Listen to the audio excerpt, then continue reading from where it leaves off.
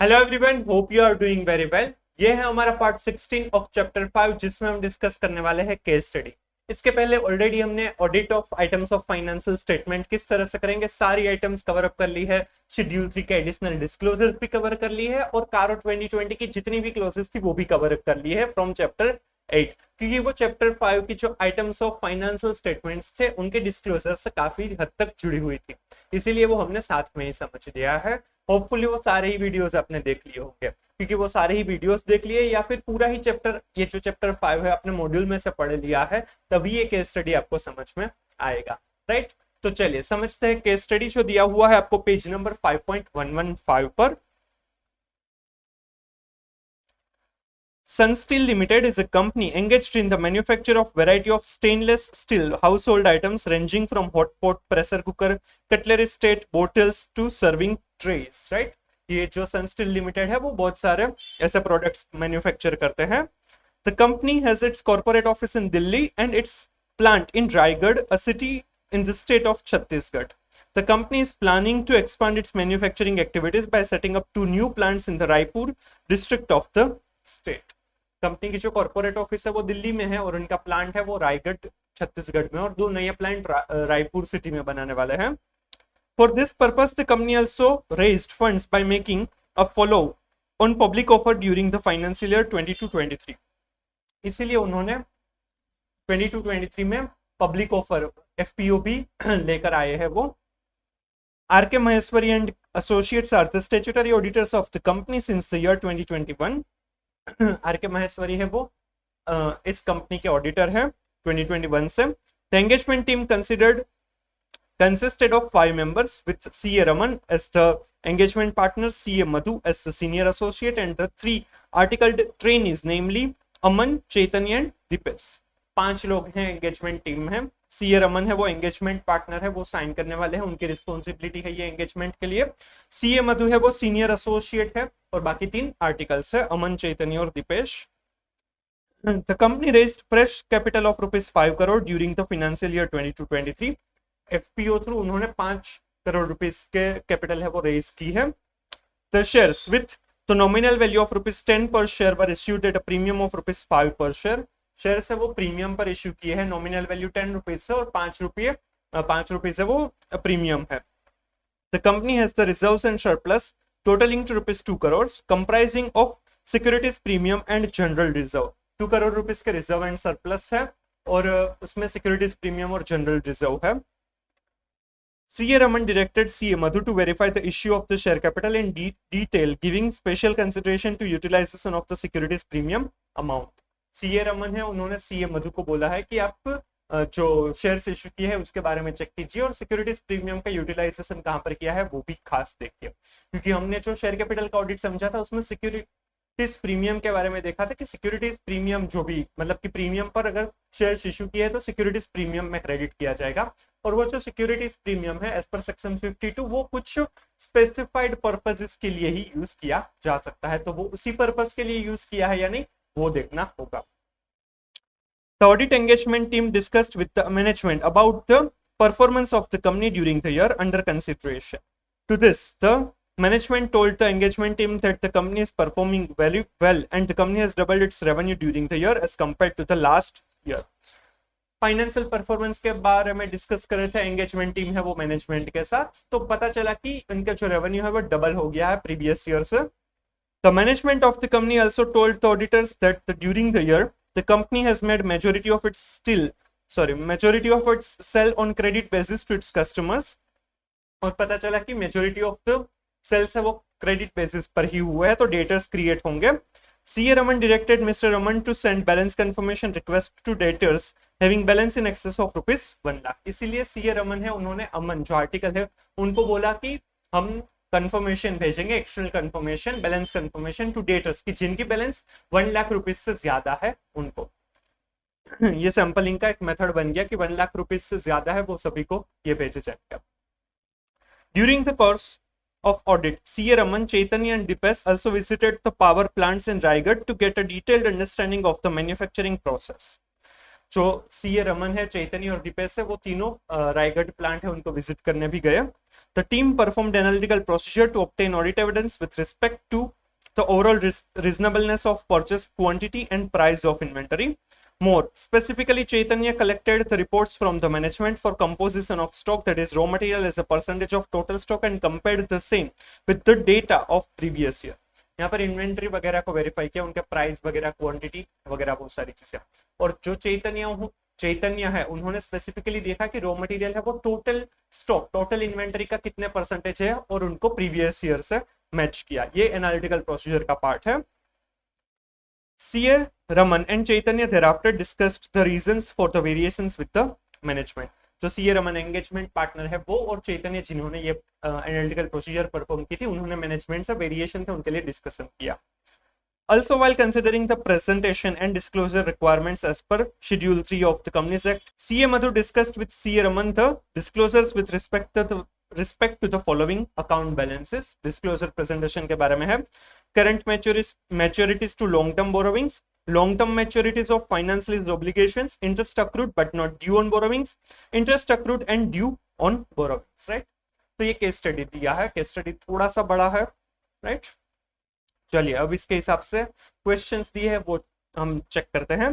First question, which of the following is not correct with respect to shares issued at premium and securities premium account in terms of section 52 of the companies act 2013?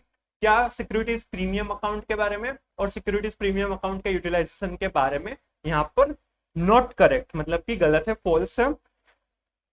Option A है, where company issues shares at a premium whether for cash or otherwise, a sum equal to the aggregate amount of the premium received on those shares shall be transferred to a securities premium account.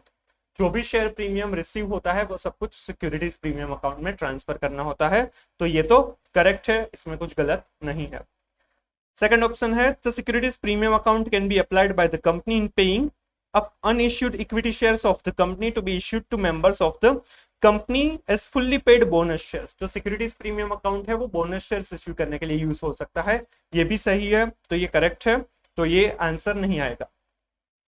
The securities premium account cannot be applied by company in writing of the expenses of the commission paid or discount allowed on any issue of equity shares of the company. Securities premium है वो use नहीं किया जा सकता, can not be applied by the company, किसके लिए? Writing off expenses of commission paid और discount on issue of equity shares, right? ये गलत है, इसके लिए भी सिक्योरिटीज प्रीमियम है वो यूज किया जा सकता है, बट ऑप्शन डी भी देख लेते हैं। The securities premium account can be applied by the company for the purchase of its own shares और securities under section 68, that is buyback of shares, तो इसके लिए भी कर सकते हैं, तो ये बी सेंटेंस जो है वो सही है, तो यहाँ पर आंसर आएगा सी। सिक्योरिटीज प्रीमियम है वो बोनस शेयर्स इश्यू करने के लिए, बायबैक करने के लिए, कमीशन या डिस्काउंट या और कोई एक्सपेंसेस है जो शेयर्स या फिर डिबेंचर इश्यू करने के टाइम पे हुए थे उसको राइट ऑफ करने के लिए भी यूज हो सकता है, प्रिलिमिनरी एक्सपेंस को राइट ऑफ करने के लिए भी यूज हो सकता है, और रिडेम्पशन जब भी करेंगे डिबेंचर का तो उसके लिए प्रीमियम वगैरह अमोर्टाइज करने के लिए भी किया जा सकता है, राइट? तो ये पर्पसेस के लिए यूज किया जा सकता है, तो यहाँ पर आंसर आएगा सी। ये क्वेश्चन ठीक था, मतलब कि ये केस स्टडी से कुछ जुड़ा हुआ नहीं था, अगर ऐसे ही क्वेश्चन दिया होता तो भी हम समझ जाते और इसका आंसर सी ही आता, राइट? केस स्टडी से कुछ इसका लेना देना नहीं था। Second question, which of the following is not an extra example of capital reserve? इसमें से कौन सा एग्जांपल कैपिटल रिजर्व का नहीं है? Revaluation reserve arising from revaluation of fixed assets, securities premium, capital redemption reserve and general reserve. यहाँ पर answer आएगा डी, जनरल रिजर्व है वो कैपिटल रिजर्व नहीं है, उसमें से प्रॉफिट है वो डिस्ट्रीब्यूट किया जा सकता है, बट ये तीनों है वो स्पेसिफिक पर्पस के लिए है, तो ये कैपिटल रिजर्व बन जाएंगे। ये भी बहुत ही फालतू क्वेश्चन था, ये भी केस स्टडी से तो ये दूर दूर तक कुछ खास इसका कोई पर्पस नहीं था। फिर क्वेश्चन 3 है, statement 1, confirmations as well as undelivered letters should be given और returned to the auditors and not to the client. जो भी बैलेंस कंफर्मेशन भेजेंगे तो उसमें अनडिलीवर्ड लेटर्स है वो ऑडिटर को मिलने चाहिए, रिटर्न ऑडिटर को होने चाहिए, ना कि क्लाइंट को। एंड स्टेटमेंट 2 है, when no reply is received तो auditor should perform alternate procedure regarding the balances. जब भी रिप्लाई नहीं मिलता है तो अल्टरनेटिव ऑडिट प्रोसीजर करनी चाहिए। यहाँ पर ट्रेड रिसीवेबल है तो उसमें सब्सिक्वेंट रिसिप्ट देख सकते हैं या एग्जामिनेशन इन डेप्थ कर सकते हैं, सेल्स इनवॉइसेस डॉक्यूमेंट्स वेरीफाई करके। तो ये दोनों ही स्टेटमेंट्स जो है वो करेक्ट है, तो यहाँ पर आंसर आएगा C, both statements 1 and 2 are correct. ये भी क्वेश्चन केस स्टडी से जुड़ा हुआ नहीं था, इंडिपेंडेंट क्वेश्चंस थे ये तीनों। फोर्थ क्वेश्चन देखते हैं, mister Chaitanya performed which of the following analytical procedure to obtain the audit evidence with respect to the overall reasonableness of purchase quantity and price of raw material. जो reasonableness of purchase quantity and price है उसके लिए उन्होंने कौन सी procedure की है? Consumption analysis, stock consumption, stock composition analysis, reasonableness test और रेशियो एनालिसिस। यहाँ पर अगर हम किस सिनारियो में अगर देखें तो चैतन्य ने ये चीज परफॉर्म की थी, राइट? यहाँ पर दिया गया है जिसमें देखा था उन्होंने raw material as a percentage of total stock and compared the same with data of the previous year. तो ये कंपोजिशन एनालिसिस है, स्टॉक कंपोजिशन एनालिसिस है कि स्टॉक में रॉ मटेरियल का पार्ट कितना है, कंपोजिशन किस तरह से है, राइट? तो ये स्टॉक कंपोजिशन एनालिसिस है। यहाँ पर आंसर आएगा बी। कंजम्पशन एनालिसिस है तो उसमें कंज्यूम कितना हुआ है, रॉ मटेरियल कितना कंज्यूम हुआ है वो देखा जाता है। रीजनेबलनेस टेस्ट, कितना कंज्यूम किया है उस हिसाब से कितना परचेस किया होता है, या रीजनेबिलिटी जो भी एक्सपेंस है उसकी रीजनेबिलिटी टेस्ट की जाती। जनरली वो सेल्स वगैरह में हो सकता है, तो सेल्स में अगर देखें कि कितने क्वांटिटी सेल की है, रेट क्या है, उन दोनों का मल्टीप्लाई किया तो कितना सेल्स होना चाहिए, तो वो रीजनेबिलिटी टेस्ट हो गया। और रेशियो एनालिसिस में कोई भी रेशियोज वगैरह अगर देखते हैं तो inventory turnover ratio, trade receivable turnover ratio etcetera. ये थोड़ा सा ठीक था कि चलो किस सिनेरियो में दिया था उसके हिसाब से था, बट अगर वो जो 2-4 लाइन थी वो अगर यहाँ पर क्वेश्चन में छाप दी होती तो भी वो फोर्थ क्वेश्चन का आंसर बन जाता। कुछ इतना डिफिकल्ट या हाँ थोड़ा सा क्वेश्चन तीनों के कंपेयर में ये अच्छा क्वेश्चन था। Fifth question, which of the following is not correct in respect to the disclosure requirements of schedule 3 of the companies act 2013? Current maturities of long term borrowing is to be disclosed under the head long term borrowings. मतलब हमारा ये जो question है कि कौन सा disclosure यहाँ पर गलत है, नॉट करेक्ट है। तो current maturities of long term borrowings है वो लॉन्ग टर्म बोरोविंग्स में दिखाया जाएगा, यही गलत है, right? Current maturities of long term borrowings मतलब कि लॉन्ग टर्म बोरोविंग है उसको नेक्स्ट 12 मंथ्स के अंदर जो पे करना है वो करंट मैच्योरिटीज होगी, तो वो शॉर्ट टर्म बोरोविंग्स में सेपरेटली दिखाया जाएगा। तो यही आंसर आएगा, ये गलत है इसीलिए। Long term maturities of finance lease obligation is to be disclosed under the head long term borrowings, right? जो long term maturities of finance lease है वो लॉन्ग टर्म बोरोविंग्स में ही आएगी, correct? Interest accrued but not due on borrowing is to be disclosed under the head other current liabilities, that's also correct. Interest accrued and due on borrowings is to be disclosed under the head other current liabilities, that's also correct। तो यहाँ पर answer आएगा, ये भी separate ही question था, इसका भी कोई केस स्टडी से कुछ खास लेना देना नहीं था। तो ओवरऑल ये जो केस स्टडी बनाया था वो स्टोरी काफी अच्छी थी, बट क्वेश्चंस ऐसे फ्रेम नहीं किए गए थे। बाकी इसमें से अच्छे क्वेश्चंस बन सकते थे, नहीं किए, ठीक है, पर हाँ आपको एग्जाम में कुछ भी आ सकता है। बाकी ये जो केस स्टडी था चैप्टर 5 का वो इतना डिफिकल्ट नहीं था, कुछ केस स्टडीज अच्छे दिए हैं मॉड्यूल में, बट ये उसमें से नहीं था। ये आप एग्जाम के टाइम पर करने की जरूरत नहीं है क्योंकि बहुत ही फालतू क्वेश्चंस, बहुत ही सिंपल टू द और डायरेक्ट क्वेश्चंस थे, इसलिए आपको ये देखने की जरूरत नहीं होगी, राइट? होप आपको ये समझ में आ गया होगा, अगर कुछ भी कंफ्यूजन हो तो भी, राइट? तो नेक्स्ट वीडियो में हम डिस्कस करेंगे टेस्ट योर नॉलेज के क्वेश्चन। टेस्ट योर नॉलेज में एमसीक्यूज करेक्ट इनकरेक्ट देखेंगे, और इसमें कुछ क्वेश्चंस ऐसे भी है, कुछ आइटम्स ऑफ फाइनेंशियल स्टेटमेंट ऐसी भी है जिसका ऑडिट बुक मेन चैप्टर में नहीं दिया है बट टेस्ट योर नॉलेज में दिया है, और उसमें से क्वेश्चन पूछते भी है, तो वो भी हम नेक्स्ट वीडियो में डिस्कस करेंगे। तो स्टे ट्यून्ड। अगर आपको ये वीडियो अच्छा लगा है तो please like and share the video, comment if you have any doubt, suggestion और reviews, and please subscribe the channel. Thank you so much.